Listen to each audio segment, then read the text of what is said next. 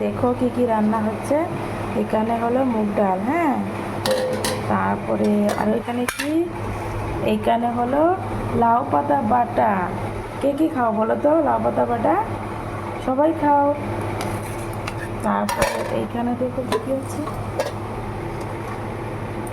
পটল ভাজি আর কারকুল ভাজি, দেখেছো। তারপর এখানে হলো পটল দিয়ে সর্ষে দিয়ে।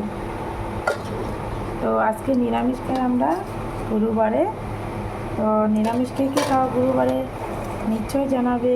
এখানে কি দেখো তো, এটা হলো ডালের বড়ির তরকারি।